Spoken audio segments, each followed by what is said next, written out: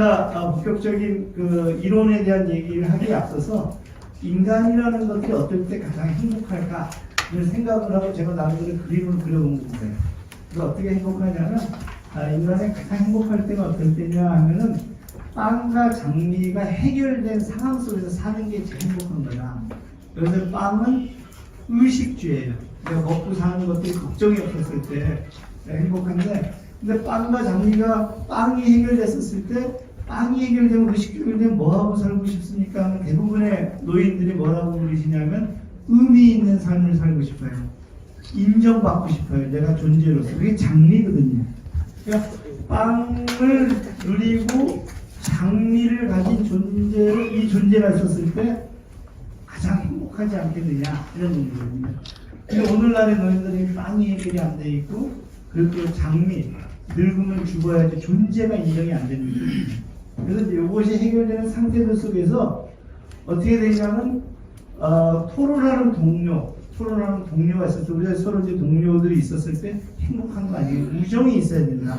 그 우정은 또 다른 의미에서 연대이기도 하다. 그 다음에 이제 두 번째는 뭐냐면 동료들이 있어야 되지만, 또 동료가 아무리 있더라도 어떤 미국과 같은 사회에서 이제 밤에 다니기가 두렵거든요. 불평등이 심각해지면은 우리가 수평적 폭력이라고, 내가 부당한 질서에서 불평등한 상황 속에서 내가 빈곤이라든가 분노가 생기는 그것을 부당한 질서를 공격해야 되는데 사람들은 누굴 공격하면 이웃을 공격하거든요. 자기보다 약자들을 혐오하고. 그래서 우리가 그걸 풀이는 수평적 폭력을 끄는데, 토론하는 동료가 아무리 있더라도 그 사회가 불평등하거나 혐오와 차별이 있으면 행복하지 않거든요.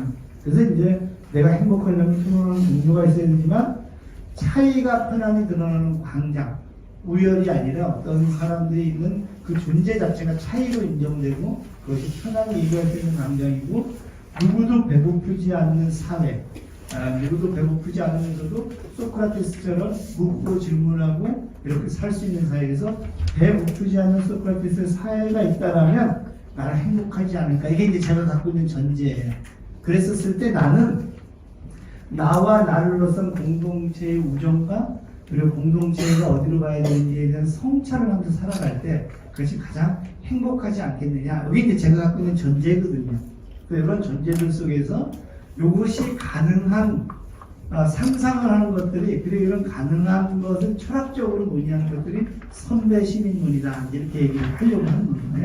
자, 그런 맥락들 속에서 이것이 가능하도록 이런 제가 지금 얘기한 것은 대단히 어떻게 보면 이렇게 인문학적인 평범한 얘기인데, 보통의 얘기인데, 이것을 이론적으로 할 때는 굉장히 많은 이론이 있어요. 제가 지금 얘기한 이론들이. 그래서 그런 이론들이 필요한데, 이제 그런 이론들을 오늘 풀어려고 해요.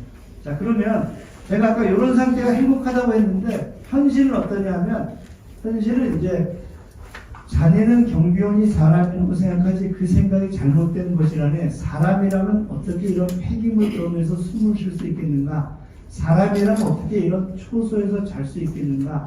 사람이라면 어떻게 성령가루가 나는 지하실에서 밥을 먹을 수 있겠는가? 아파트 경비원이 사람이라고 생각하면 경비원을 할 수가 없네.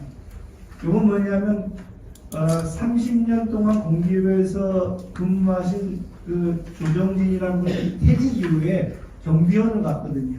경비원을 갔는데 너무 성형가루가 나려서 마스크를 달라고 했더니 얼마나 오래 살려고 노인네 그걸 달라느냐, 핀잔을 들었다는 거예요. 추워서 방한복을 달라고 했더니 노인도 추위를 탑니까? 이 양반은 공기업을 나왔는데 왜 그러냐면, 이분은 중간에 딸이 결혼한다고 퇴직금 중간 정산을 했고, 여전히 자식은 대학원 간다고 로스쿨 간다고 했고 돈을 벌어야 됐거든요.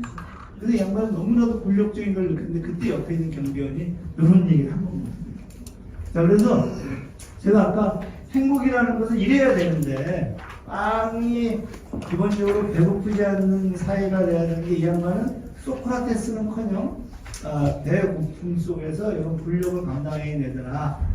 그래서 이제 우리는 이 사회에서 이런 빵이 문제가 됐었을 때 그 사회는 인간을 어떻게 규정하기 시작하냐면 호모 이코노미쿠스, 경제적인 동물, 오로지 이윤과 더 많은 돈을 벌기 위한 것들로 세팅이 되는 겁니다. 우리 국가의 목표가 GDP가 돼요. GDP라는 것은 뭐냐, 1년 총 생산량이 얼마냐, GDP가 되거든요. 그래서 현실의 사회에서의 노인들은 이런 호모 이코노미크스가 될 것을 강요받고 있고, 그다음에 GDP로, 그다음에 그 사람의 연봉으로 그 사람 평가받더라.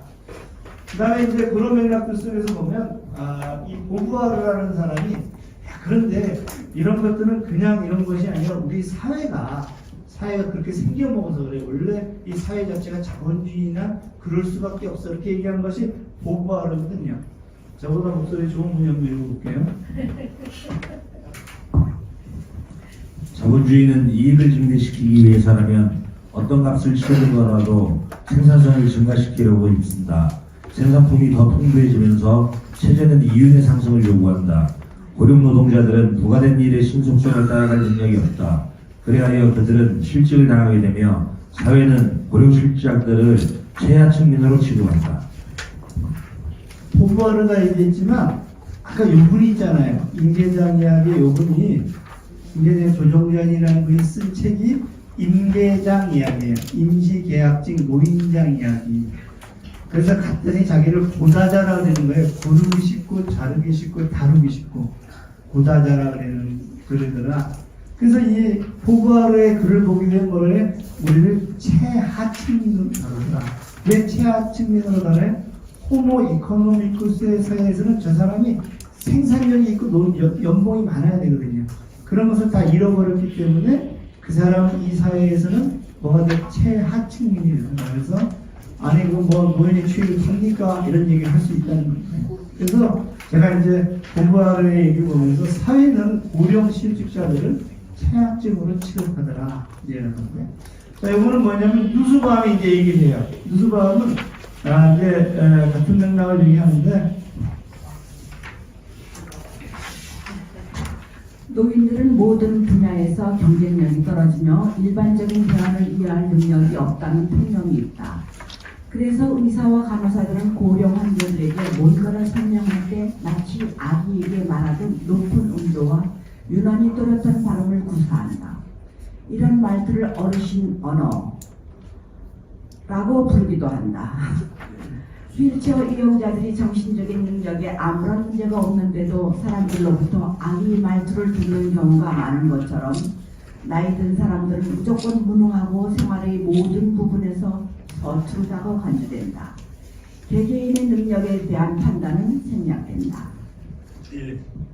그러니까 노인에 대한 일반적인 생각이 이렇다는 건 거예요. 그래서 노인의 개성이라든가 고유한 특징 다 사라진다라고 누스바움이라는 철학자가 이제 얘기를 하는 거예요. 그래서 아까 얘기한 대로 제가 이제 생각하는 인간은 이런 모습으로 살아야 되는데 어떤 인간이든 간에 그것이 노인이든 어린아이든 장애인이든 학생이든 그렇게 살아야 되는데 놀라우리만큼 노인이 되게 되면 이렇게 호모 이코노미쿠스라는 관점에서 최하층 취급을 받으면서 이렇게 이제 우리를 취급하더라는 거예요. 복지관에서 어르신 제 얘기 들리세요? 어르신 이거 꼭 갖고 가세요. 여기 이제 엘더 스피크예요. 엘더 스피크. 그럼 어르신이 기분이 좋아요? 아, 이 친구가 나를 굉장히 위해 주는구나. 이래요? 아니면 이 자식이 나를 이래가지고 어떻게 하는 건가요? 그러니까 나를 돌봄의 대상으로 그런 거예요. 나랑 쟤랑 같은 동등한 토론의 대상이거나 상의의 대상이거나 아니면 어떤 공동체 의미를 찾아가는 대상이 아니라 저 양반은 취약하고 2등 국민이니까 우리가 어떻게 했는지 간에 이렇게 안아줘야 되는 대상으로 보는 것이 이게 엘더 스피크 이렇게 얘기를 하는 겁니다. 그래서 이렇게 모든 부분에서 서투르다라고 간주될 뿐이나 아니라는 거예요. 그런 취급을 받기 시작하거나 누스바움은 또 얘기하는 건가요? 노인에 대한 고정관념 가운데 가장 유명한 것 한 가지는 노인들에게 주체성이 없다는 것은 당연히 주체성이 없다고 보는 거죠. 왜 돌봄을 받아야 되니까. 그런 고정관념에 따르면 노인들은 그저 운명의 희생양일 따름이다. 물론 운명이 어딘가에 있긴 하겠지만 보통 우리는 운명이 언제 어디서 있는지도 모른다. 그러니까 노인이 되게 되면 그런 운명으로 갈 수밖에 없어. 이렇게 얘기한다는 겁니다. 자, 그리고 이제 보부아르는 뭐라고 얘기하냐면 좀 재밌니까 그래서 어떻습니까?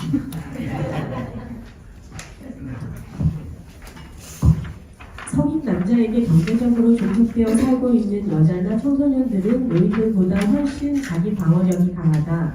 아내는 봉사를 한다. 잠자기 시중을 들고 집안일을 한다. 청소년은 급료를 요구할 수 있는 어른이 될 것이다. 노인은 쇠퇴와 죽음을 향하여 치달을 뿐이다. 그는 아무 쓸모가 없다. 그야말로 거추장스러운 무용지물이다. 사람들은 노인을 하찮은 존재로 대할 수 있기를 바란다. 쓸모가 없는 여인들은 그래도 어때, 여성들은 어떻게 돼? 근데 집안일이라도 하는데 노인들은 뭔 쓸모가 있겠느냐, 저렇게 이제 보고하려다 이렇게 얘기하면서 여자나 청소년보다도 노인은 훨씬 자기 방어력이 강하다, 안되는 봉사를 한다, 잠자리 신고 집안일도 하는데 노인은 뭐 하겠냐. 자, 여기 이제 기본적인 통념이다라는 거예요. 그러니까 아까 제가 이제 뭐라고 말씀드렸냐면, 인간이라는 것은 요래야 되는데 우리가 이제 이르지 못하는 건 거죠. 그러다 보니까 노예는 정말 하다못해 이 폐기물을 다 하다가 연탄재 취급을 하고, 정책적으로도 노인들에게 투자해봤자 그 사회가 승산이 없다고 보는 건 거죠. 그래서 이제 이렇게 제가 얘기한 빵과 장민들 속에서 이렇게 되지 않구나. 그럼 저는 이제 어떻게 얘기하고 싶냐면, 노인들이 그래서 애노사람인, 우리가 보통 이제 저희들이 그 책에서 많이 얘기했던 노인들은 그래서 노인이다, 사람도 아니래요. 이렇게 된다는 거죠. 그래서 쓸모없는 존재다, 이렇게 이제 나온다는 건가요. 자, 그럼 이제 제가 이제 갖고 있는 질문은 뭐냐면, 이런 노인이 인간이고, 그 다음에 시민이고, 그 다음에 주체성들을 가지고 있고, 다양성들을 가지고 있는 존재라고 주장하고 싶은 건가. 그리고 그 사회는 그 인간이 되고 시민이 되도록 그 사회는 그것을 보장해야 된다. 배고프지 않은 소크라테스 사회가 되고, 차이가 큰 아이들은 노인이라는 나이도 차이의 하나에 불과하다. 차이가 큰 아이들은 광장이 되도록 해야 된다 하는 이론을 만들고 싶은 건가요. 그게 이제 선배 시민론이에요.